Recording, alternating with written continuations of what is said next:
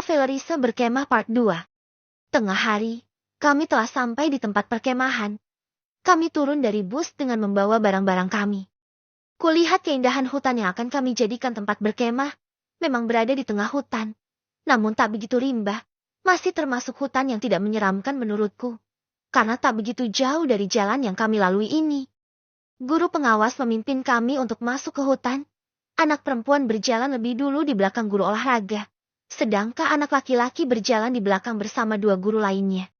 Sepanjang jalan menuju area perkemahan, aku melihat pemandangan hutan yang rindang dengan pepohonan yang tinggi dan berdaun lebat. Hari sudah sangat siang, terik matahari masih dapat masuk ke dalam hutan melalui celah pepohonan. Kami terus berjalan bersamaan agar tak ada yang hilang. 100 meter berjalan, kami sampai di tengah hutan yang terang. Pepohonan rindang hanya tumbuh di setiap sisinya saja. Sementara di tengah-tengah seperti lapangan bola yang hanya ada tanah juga beberapa bekas camping kelompok lain. Lapangannya sangat luas. Muat untuk menampung 5-10 tenda ukuran besar. Anak-anak, sekarang kita berada di hutan yang jauh dari pemukiman warga. Di sini enggak ada rumah. Enggak ada warung atau sejenisnya. Kita benar-benar akan hidup apa adanya di dalam hutan selama 3 hari. Selama hidup di alam bebas, kita hanya akan mengandalkan makanan dan minuman yang kita bawa dari rumah. Untuk ke toilet dan mandi kita hanya bisa menggunakan air jernih di sungai yang terletak di bawah tempat ini. Jaraknya hanya 100 meter. Jadi gak terlalu jauh. Bapak minta, untuk kalian yang mau ke sungai, jangan pergi sendiri, tapi harus dengan teman. Tentu saja dengan teman sesama jenis ya. Jangan ada yang nakal dengan pergi bersama yang beda jenis. Bapak akan hukum kalian nyebur ke sungai kalau terjadi. Pak Rendra, guru olahraga di sekolahku, menjelaskan dengan sedikit bercanda. Kami semua tertawa mendengar candaannya. Dia guru muda yang berparas cukup tampan. Usianya sekitar 35 tahun. Lebih tua dari Om Jason. Sudah menikah dan memiliki 2 orang anak. Dia termasuk guru favorit di sekolah kami. Karena selain tampan dan gagah, Pak Rendra juga humoris. Dia tak jarang membuat kami tertawa saat mengajari kami berolahraga. Guru pendamping yang kedua adalah Bu Jovanka. Dia adalah guru fisika. Termasuk guru kilo yang kami takuti. Meskipun wajahnya cantik, dia itu sangat galak dan tegas, membuat muridnya patuh saat pelajarannya berlangsung. Berbeda dari saat mengajar, saat di luar pelajaran Bu Jovanka sangat ramah dan baik. Bu Jovanka berusia 33 tahun, belum menikah tapi sudah bertunangan. Rencananya dia akan menikah tahun depan. Begitulah kurang lebih gosip yang aku dengar dari teman-temanku. Dan yang terakhir, guru pembimbing kami adalah Bu Sahara. Dia ini guru satu-satunya yang mengenakan hijab di sekolah kami. Dia guru matematika. Pembawaannya ramah dan teduh. Wajahnya lumayan cantik dengan kulit sawo matang khas wanita Jawa. Usianya 40 tahun, sudah menikah dan memiliki 2 anak. Suaminya seorang tentara, yang kini sedang melakukan tugas di lapangan. Bu Jovanka dan Bu Zahra berdiri di kedua sisi Pak Rendra. Dia seolah seorang suami dengan 2 istri, hahaha. Anak-anak, sekarang kita mulai mendirikan tenda ya. Kalian akan dibagi menjadi beberapa kelompok supaya bisa muat di dalam tenda. Anak perempuan berjumlah 17 orang. Berarti kita akan membaginya menjadi 3 kelompok. 2 kelompok dengan 6 orang dan 1 kelompok dengan 7 orang termasuk Ibu dan Bu Zahara. Silahkan kalian pilih mau dengan kelompok siapa aja bebas asalkan sesuai hitungan. Bu Jovanka mulai membagi kelompok pada anak perempuan. Kami sibuk memilih teman untuk dimasukkan dalam kelompok kami. Aku tak mau jauh dari Imelda dan Zulaiha. Kami akan berada dalam satu tenda dengan 2 teman lainnya dan Bu Zahara. Sementara Bu Jovanka masuk ke dalam kelompok 2 yang berisikan 6 anggota termasuk dirinya. Dan 7 orang lainnya tanpa guru. Setelah menentukan kelompok anak perempuan, kini giliran anak laki-laki yang hanya 13 orang selain Pak Rendra. Mereka dibagi menjadi 2 kelompok, di mana 1 kelompok dengan berisikan Pak Rendra dan 1 kelompok lagi tanpa Pak Rendra. Sudah diputuskan bahwa kami akan mendirikan tenda sebanyak 6 buah, untuk 6 kelompok berbeda. Kami pun mulai bergotong royong mendirikan tenda bersama-sama. Pukul jam 15:30, tenda kami selesai dibuat, sudah berdiri sempurna. Sebagian kami pergi ke dalam hutan untuk mencari kayu bakar yang akan kami gunakan untuk membuat api unggun nanti malam. Masuk ke dalam hutan pun kami dipisahkan dengan anak laki-laki. Kami tetap diawasi oleh Pak Rendra. Sebagian lagi mempersiapkan untuk memasak makan malam, karena hari sudah mulai gelap.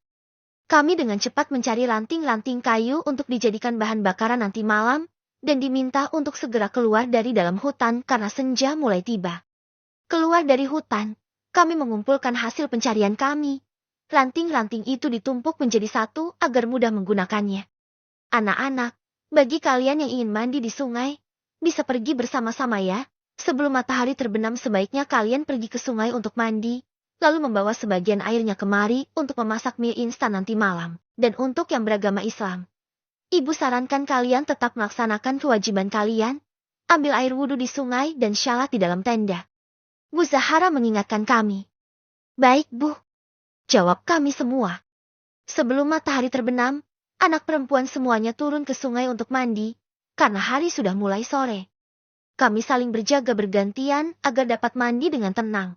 Karena bisa saja anak laki-laki mengintip kami dari atas sana. Aku mandi dengan cepat. Karena tak ada waktu lagi, matahari sebentar lagi akan tenggelam. Aku segera mengisi botol plastik dengan air sungai yang jernih.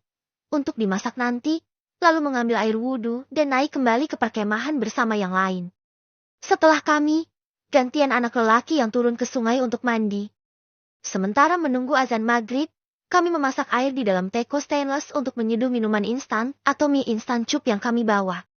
Tak berlangsung lama, matahari terbenam. Aku menatap jam tanganku. Sudah waktunya syalat maghrib. Aku masuk ke dalam tenda dan melaksanakan syalat maghrib dengan menggunakan mukena parasut yang aku bawa. Tak hanya aku, Zulaiha dan beberapa temanku yang sekeyakinan turut melaksanakan syalat maghrib, sementara yang lainnya ada yang sedang datang bulan ada juga yang berbeda keyakinan termasuk Imelda yang seorang Nasrani. Setelah syalat maghrib, kami semua keluar untuk memasak makan malam. Aku lebih memilih menyeduh mie instan dalam cup agar lebih mudah. Setelah makan malam, kami menyalakan api unggun yang besar. Dikelilingi oleh kami semua, kami bernyanyi dengan diiringi musik dari gitar yang Pak Rendra mainkan. Suasana menjadi sangat hangat lewat 34 menit. Aku sudah mulai mengantuk. Aku dan Imelda juga Zulaiha masuk ke dalam tenda untuk tidur. Sebagian lagi masih berada di luar di depan api unggun. Aku memakai sweater dan selimut yang dibelikan Om Jason untukku, agar aku tak kedinginan nanti malam. Aku merebahkan tubuhku di paling ujung belakang. Niatnya agar aku bisa puas berchattingan dengan suamiku. Aku menyalakan kembali ponselku. Aku ingin bercerita pada Om Jason tentang suasana di sini.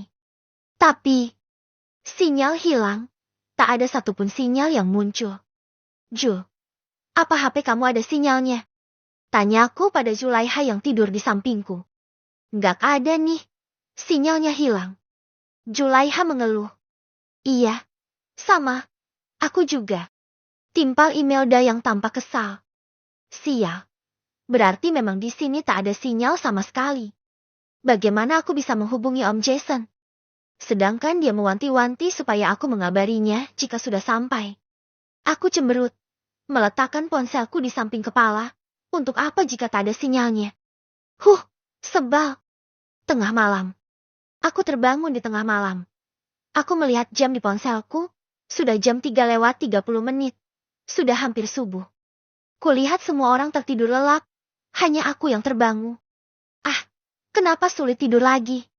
Estiti suara itu terdengar dari luar tendaku. Tepat di sampingku karena aku paling belakang. Aku menjadi takut.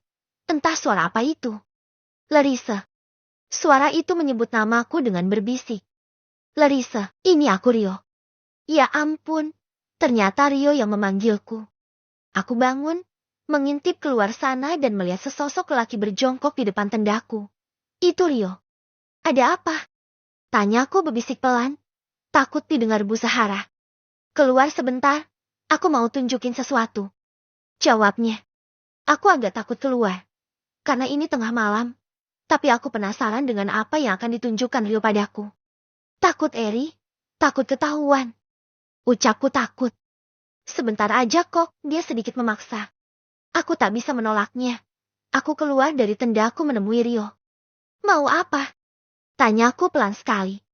Cuma mau ngobrol, jawabnya. Katanya mau tunjukin sesuatu. Tanyaku. Bohong. Aku cuma pengen kamu keluar aja. Rio rupanya membohongiku. Aku mendengus kesal. Kenapa juga aku harus menuruti kemauannya? Rio menarik tanganku untuk duduk di dekatnya. Dia menunjukkan pemandangan malam yang indah dari atas bukit tempat kami berkemah. Aku dapat melihat hamparan hutan yang luas di kegelapan malam. Terdapat cahaya yang berkilauan di sana. Cahaya kunang-kunang malam yang berterbangan menghiasi hutan. Sungguh indah pemandangannya. Aku sangat takjub. Indah kan? Tanyanya. Iya, jawabku. Aku memandangi pemandangan langka itu dengan rasa yang takjub. Kurasakan sentuhan di tanganku. Rio memegang tanganku erat. Akal sehatku ingin melepaskannya. Tapi tubuhku membiarkannya. Entah karena aku suka Rio atau apa. Tapi aku tak ingin genggaman tangannya lepas begitu saja. Aku suka kamu. Ucap Rio. Aku tak dapat melihat jelas wajahnya karena gelap. Tapi aku yakin dia serius. Aku cinta kamu, tambahnya meyakinkanku. Aku menatapnya dalam kegelapan, lalu kurasakan sentuhan di bibirku. Aku terkejut. Rio mencium bibirku. Astagfirullah. Tidak. Aku sudah bersuami. Aku mendorong tubuh Rio pelan. Tubuhku bergetar. Aku telah mengkhianati Om Jason tanpa aku sadari. Maaf, Eri. Aku gak bisa. Ucapku pelan. Aku bangkit berdiri untuk masuk kembali ke dalam tenda. Tapi Rio menahanku. Jangan tolak aku kayak gini. Aku suka sama kamu sejak kamu pindah ke sekolah. Aku cinta sama kamu, Ucap Rio serius. Kau juga suka kamu. Tapi aku sudah menikah. Aku tak bisa. Maaf. Aku gak bisa, Eri. Aku melepaskan tangannya dan kembali masuk ke dalam tenda. Aku masih bergetar. Aku merasa berdosa pada Om Jason yang percaya padaku bahwa aku gadis baik-baik. Tapi nyatanya, aku telah ternoda. Aku disentuh lelaki lain. Maafkan aku, Tuhan. Maafkan aku, Om Jason. Aku hilaf. Aku menangis tertahan. Menyesali ajakan Rio untuk keluar dari tenda tadi. Jika saja aku tak menurutinya, pasti takkan terjadi kontak fisik antara aku dan Rio. Oh Tuhan, aku sangat menyesal. Bagaimana jika Om Jason tahu? Dia pasti akan membuangku dan menceraikan aku. Sedangkan pria baik sepertinya sudah sangat langka di dunia ini. Kau terus menangis dengan tertahan, hingga aku terjaga semalaman tak dapat tidur lagi. Ketika pagi tiba,